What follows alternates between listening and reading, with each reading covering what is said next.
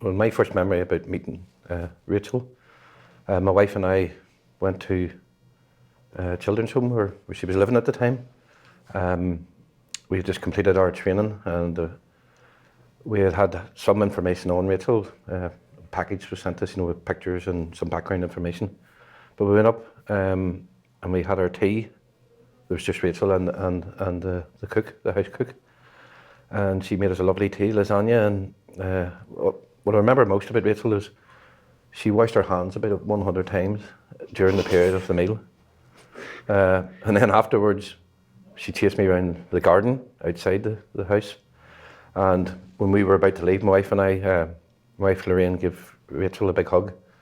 And we went to hug each other, but we were both that awkward. It was like, so the hug didn't happen. We didn't know what to do.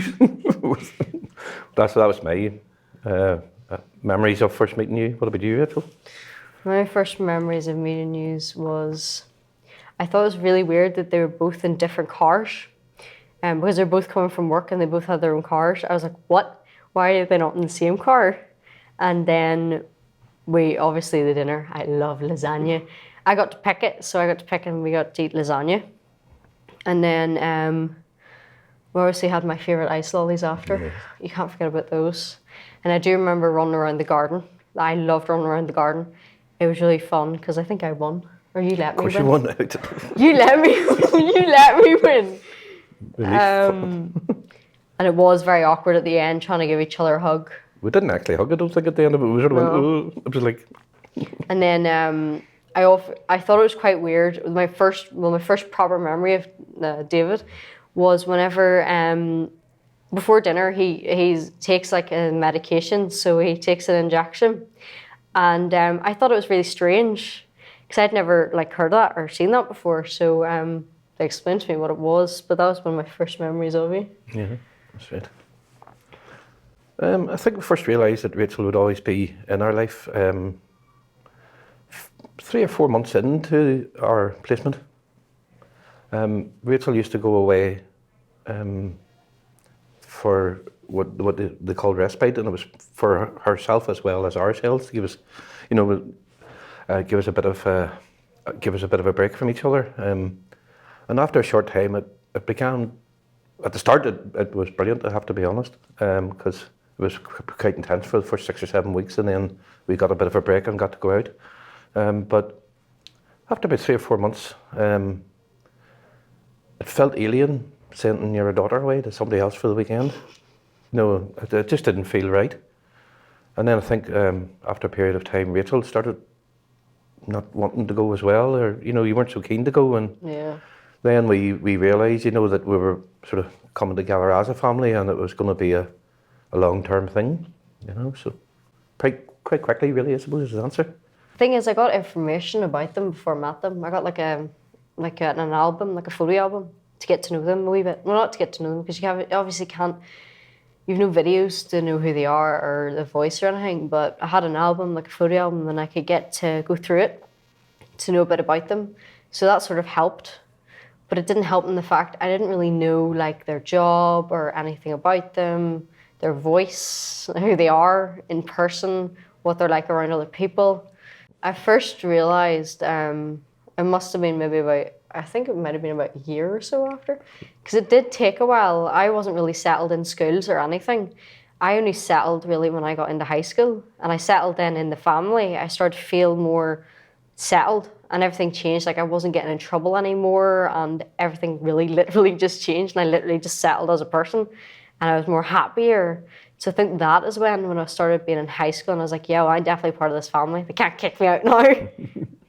Yeah, because for the first year and a half, you were in primary school. In the primary school, weren't properly, I suppose prepared mightn't be quite the right word, but they had no special skills that matched the needs that Rachael had, and they just didn't get her, and they just thought she was disruptive and a bad person, really. So they treated her like that. It was terrible. I ended up in the principal's office. We had to go to the principal a couple of times and have words with her, really, you know what I mean, because of the treatment she was getting from it. It was poor, but we put that down to them not being properly trained, you know what I mean, and they didn't have any specialist training or anybody that could cope with what Rachael's needs were at the time. And once she went to the new school, they were fantastic because they got her straight away in the high school. I know, they've always had my back though. It's quite funny. They knew in a way that I needed to go to this school, and they tried their hardest to get me into it because it had a special classroom system in it. So it was an ordinary high school, but with a special bit in it where you got extra help. So I thought, well, it would be a good thing. And they thought, well, I didn't really know for about a year or two after, but they knew that like, we need to get her in here. The other high schools don't have this. We need her in this school where they have what she needs. And then everything changed, like happier wise. I still remember when we went to that school because you said in the wall over there's you. There's like this picture. It's like a, what are they called? Poster. And in the poster it had a monkey and he goes, there's you, Rachael. You monkey. Do you remember that? Cheeky one. I recently changed my surname because my brother, he changed his. Well, obviously he got adopted. But then I wanted to feel part of Lorraine and David's family as well. But then I knew I didn't want other people in my life. I didn't want a load of social workers getting involved like they've always had. And I had enough of that. I didn't want to do any more medicals and all that to go through the whole process. So I eventually decided to change my name to theirs. And then I thought, I'm officially part of their family. They can't get rid of me now.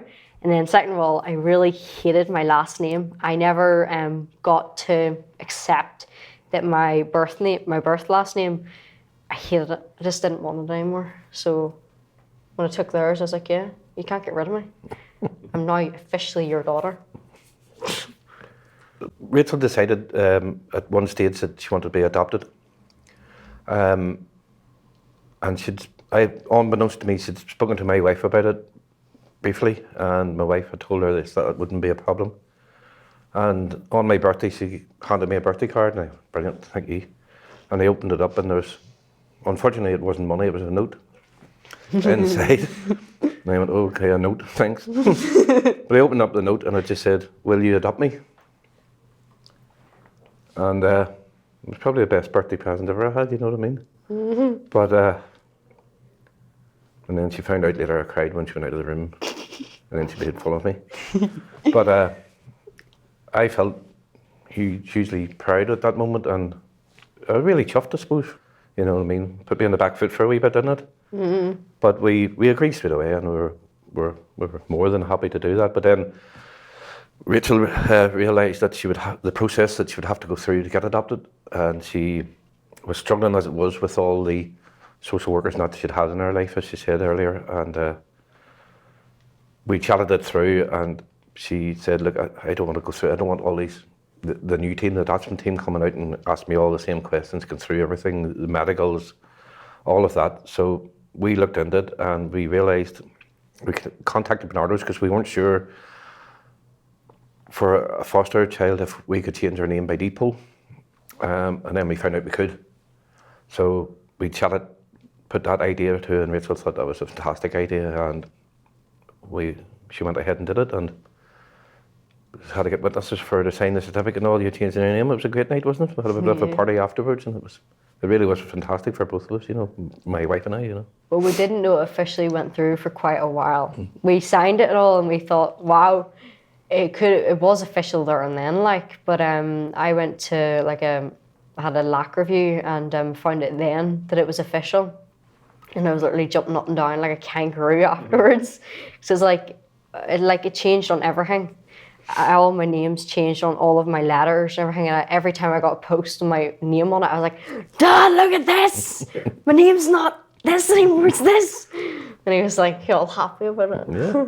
For me, I think anybody that's considering to foster or adopt, is not to be too hard on yourself.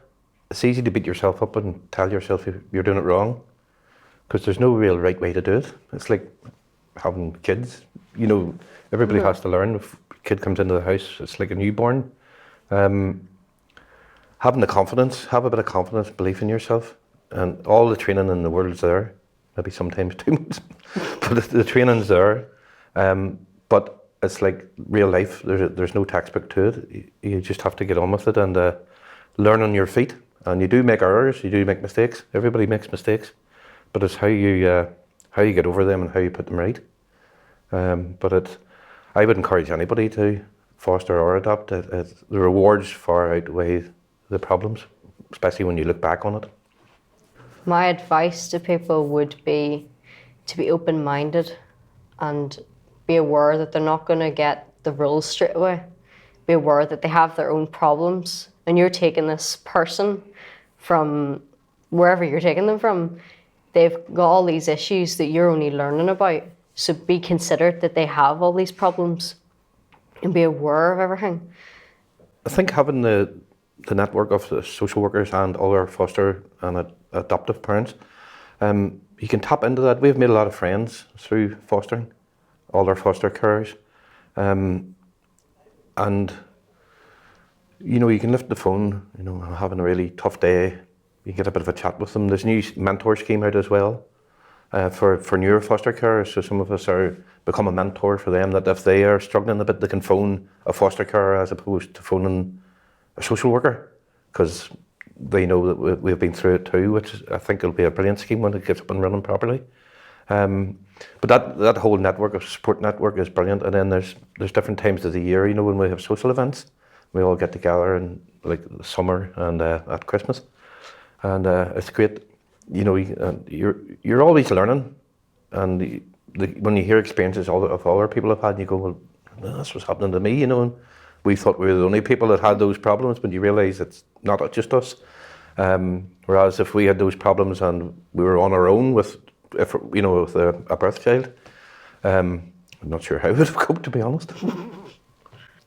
I still remember one of the things that you blamed yourself for. Take the make off. My second, it was like my second, or was it my first night? First night. It was the second night, I think it was. We went to cousins. It was the Saturday night, yeah, you're right. Saturday night, it was the second night that I was there. Me and David were playing, mucking around in the kitchen. And literally just mucking around. I ended up blocking my hearing, and I couldn't hear. I started panicking and crying and everything. And David started blaming himself for it because he thought it was his fault. It wasn't at all. Yeah, but we were aware that Rachael had sensitivities around her ears, and we knew that. But my hand touched her ear, and she freaked out and started crying, and I started going, oh. I ended up blocking my ear, and I had to go to the doctor, and they had to give me. I was going to phone my mum or something. They had to give me like drops and all. Yeah. So that was the second night, wasn't it? Yeah. The things that happen. Welcome to our house.